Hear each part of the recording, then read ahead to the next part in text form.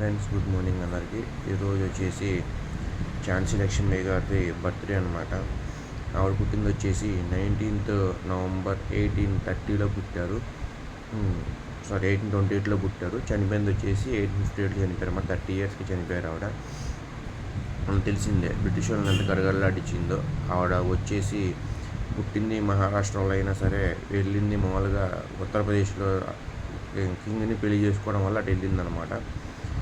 ఆవిడ ఝాన్సీ లక్ష్మీబాయి మామూలుగా తెలిసిందే.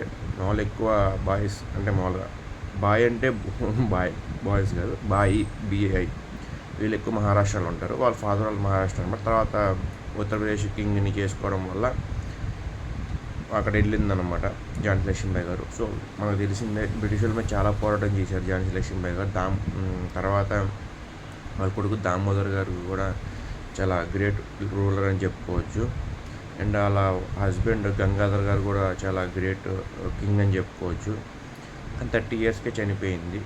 ఇలాంటి గ్రేట్ ఫ్రీడమ్ ఫైటర్స్ మనకి రాణి రుద్రమదేవి గారు కావచ్చు, మన తెలుగు స్టేట్స్ నుంచి ఇలా చాలా ఫ్రీడమ్ ఫైటర్స్ మనకి చాలా కష్టపడి బ్రిటిష్ వాళ్ళతో పోరాడి మనకి ఫ్రీడమ్ తెచ్చారనమాట. సో ఈరోజు ఝాన్సీ లక్ష్మీబాయి గారిది 1828 మీన్స్ 200 వేసుకున్నా సరే ఒక 40 చేయండి, 196th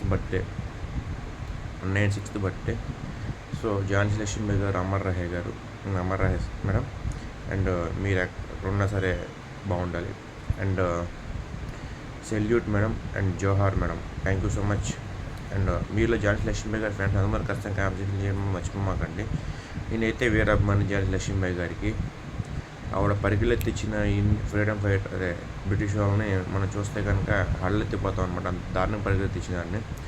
సో ఇప్పటికే వీడియోలో ఎక్కువైంది. Thank you so much.